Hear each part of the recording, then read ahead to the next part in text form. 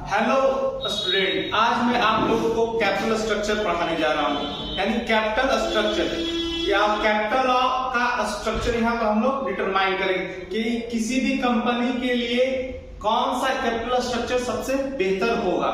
हर company अपने capital structure को क्या करना चाहती है? बेहतर करना चाहती है।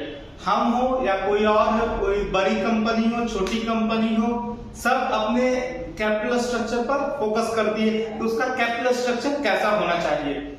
तो ये जो चैप्टर है ये फाइनेंशियल मैनेजमेंट का एक चैप्टर है, कैपिटल स्ट्रक्चर। तो आइए हम लोग कैपिटल स्ट्रक्चर के बारे में पहले जान लेंगे कैपिटल स्ट्रक्चर होता क्या है। यानी सिंपल वे में हम कह सकते हैं कि जैसे कोई भी हम लोग काम करते हैं तो क्या होता है, डिफरेंट चीजों का कॉम्बिनेशन होता है। जैसे घर में हम लोग खाना ही बनाते हैं तो खाना सब्जी बनाने के लिए क्या होता है, हम लोग को कंपोजिशन चाहिए, मसाला का कंपोजिशन, नमक, डिफरेंट थिंग्स चाहिए, मिर्चा, तब जाके हमारा क्या होता है एक ऑप्टिमम बढ़िया हम सब्जी तैयार हो पाता है और उसको हम लोग खा के तृप्त होते हैं। उसी तरह हमारा कंपनी को भी क्या होती है, कैपिटल की नीड पड़ती है। बिना कैपिटल का कोई भी कंपनी चल नहीं पाता है। उसी तरह हम कौन सा कैपिटल स्ट्रक्चर तैयार करें कि हमारा बेहतर हो। पहले हम जानेंगे कैपिटल स्ट्रक्चर में इंक्लूड क्या क्या होता है, यानी कैपिटल स्ट्रक्चर में होता क्या। जैसा कि यहाँ पर बोर्ड पे हमने डिफिनेशन लिखा है, उसको आइए हम लोग पढ़ते हैं और उससे हम लोग समझने की कोशिश करते हैं कि कैपिटल स्ट्रक्चर मेनली है क्या। जैसा कि डिफिनेशन यहाँ पर लिखा हुआ है कि capital structure refers to the composition of long term sources. यानी कैपिटल स्ट्रक्चर किस चीज का कंपोजिशन है, तो लॉन्ग टर्म सोर्सेज का कंपोजिशन है। यानी यहाँ पर कैपिटल स्ट्रक्चर किस कंपोजिशन बनेगा, तो लॉन्ग टर्म सोर्सेज। यानी लॉन्ग टर्म सोर्सेज में क्या क्या आता है उसके बारे में हम लोग को जानना जरूरी होगा। ऐसे भी आप लोग जानते ही होंगे कि लॉन्ग टर्म सोर्सेज में क्या आता है, यानी जो लॉन्ग पीरियड के लिए सस्टेन करता हो उसको हम लोग लॉन्ग टर्म कहते हैं। जैसे हमारा लॉन्ग टर्म में आ जाएगा equity share, preference share, debenture, ये सब हमारा लॉन्ग टर्म सोर्सेज है। आइए अब हम लोग देखते हैं according to John J Hunter उन्होंने क्या कैपिटल स्ट्रक्चर के बारे में कहा है। तो उन्होंने कहा capital structure is the combination. Capital structure क्या कॉम्बिनेशन है, तो किस चीज का कॉम्बिनेशन है, तो डेट एंड इक्विटी। यानी कैपिटल स्ट्रक्चर जो है हमारा किस चीज का कॉम्बिनेशन है, ये हमारा मान लेते हैं हमारे कंपनी का कैपिटल स्ट्रक्चर है।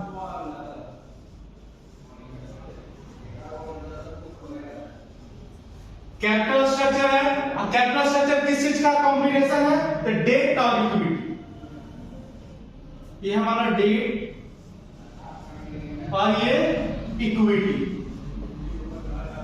तो डेट क्या होता है, इक्विटी क्या होता है, उसके बारे में हम लोग समझ लेते हैं।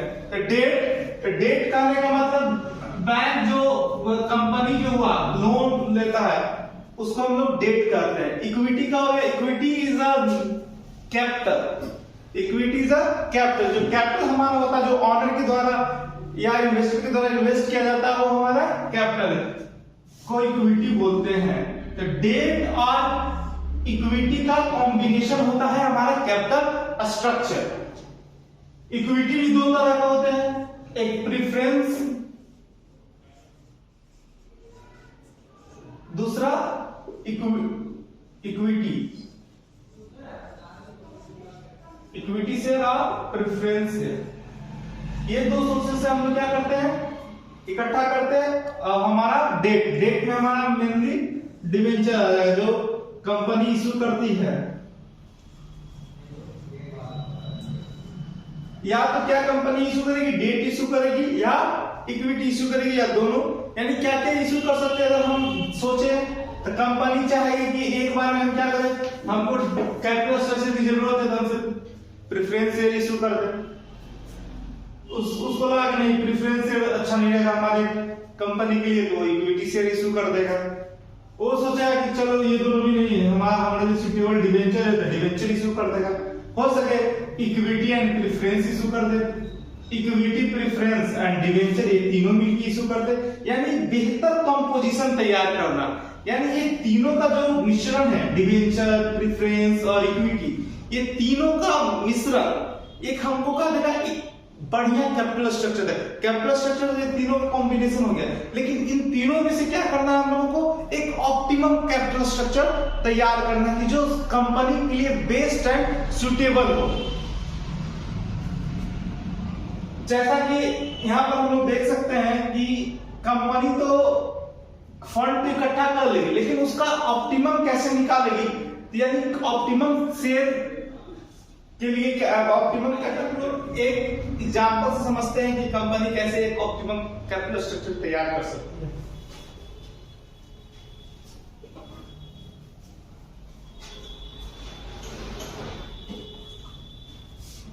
जैसा कंपनी में एक फाइनेंशियल मैनेजर होता है, फाइनेंशियल मैनेजर जो है उसको एक ड्यूटी दिया गया कि आपको मान लेते हैं 10 लाख रुपया फंड को रेज करना है, यानी 10 लाख क्या करना है आप लोगों को, फंड रेज करना है। फाइनेंशियल मैनेजर को ड्यूटी दिया गया, तब फाइनेंशियल मैनेजर सोचेगा ये 10 लाख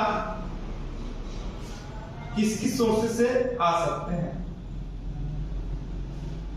तब पहला ये देखा है कि हमारे पास कैपिटल स्ट्रक्चर में कौन कौन आता है। पहला हमारा आता है इक्विटी शेयर,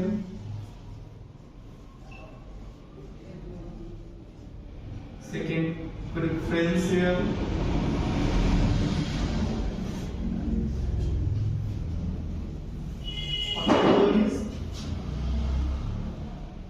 डिवेंचर।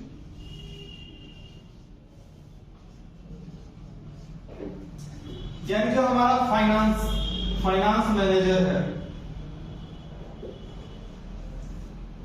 अब ये देखेगा, सोर्सेज आइडेंटिफाई करेगा, और सोर्सेज आइडेंटिफाई कर लिया। अब उसके बाद सोचा कि हमको ऑप्टिमम कैपिटल स्ट्रक्चर कैसे निकलेगा, यानी अब एक कॉम्बिनेशन बैठाएगा, देखेगा अपने इंटरनल चीजों को कि किस किस वजह से हम लोग, किस किस वजह से हमको प्रॉफिट हो रही है, लॉस हो रही है, इन सब चीज को डिटरमाइन करेगा।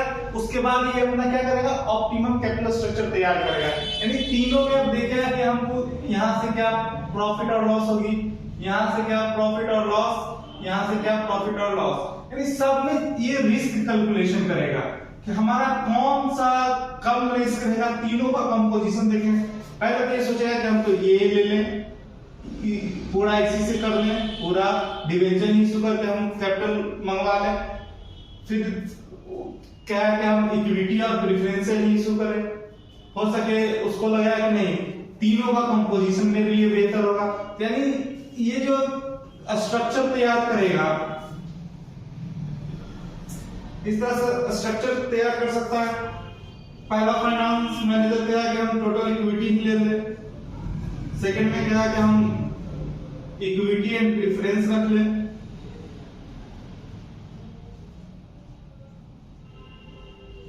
थर्ड में क्या है कि हम डिवेंचर इशू कर लें, डिवेंचर से ही सारा कैपिटल जुगाड़ कर लें। नहीं तो फिर क्या है कि नहीं, सबसे बढ़िया तरीका रहेगा क्या रहेगा कि हम तीनों का कंपोजिशन ले लें, हम 30% इक्विटी ले लें, 40% प्रेफरेंस ले लें और 30% डिवेंचर ले लें, ये भी हो सकता है।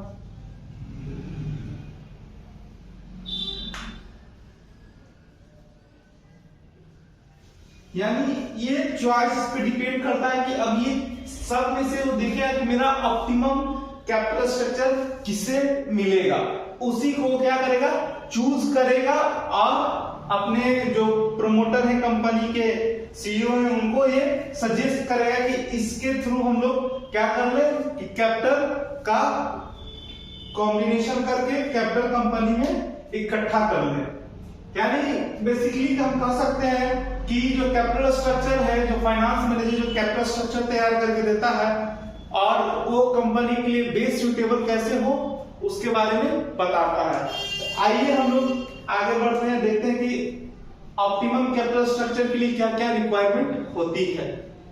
ऑप्टिमम कैपिटल स्ट्रक्चर कैसे हो सकता है, तो पहला क्या होना चाहिए, अर्निंग पर शेयर और एमपीएस, मार्केट प्राइस पर शेयर। उसको हम क्या करें, मैक्सिमम कर सकते हैं, तो मैक्सिमम करेंगे तो हमारा क्या हो जाएगा, ऑप्टिमम कैपिटल स्ट्रक्चर मालूम हो जाएगा। हमारा ऑप्टिमम कैपिटल स्ट्रक्चर के लिए क्या होना चाहिए, मैक्सिमम अर्निंग पर शेयर होना चाहिए। और दूसरा हमारा क्या होना चाहिए, कॉस्ट ऑफ कैपिटल मिनिमम होना चाहिए। यानी कॉस्ट ऑफ कैपिटल क्या होना चाहिए, मिनिमम। कॉस्ट ऑफ कैपिटल हम लोग नेक्स्ट वीडियो में कवर करेंगे, और इस वीडियो में हम लोग क्या करेंगे, अर्निंग पर शेयर के बारे में देखेंगे कि अर्निंग पर शेयर है क्या। यानी हम लोग दो ऑब्जेक्टिव पढ़े थे फाइनेंशियल मैनेजमेंट का। पहला ऑब्जेक्टिव था वेल्थ मैक्सिमाइजेशन और दूसरा था प्रॉफिट मैक्सिमाइजेशन। यानी ये किसको बता रहा है, वेल्थ मैक्सिमाइजेशन को बता रहा है।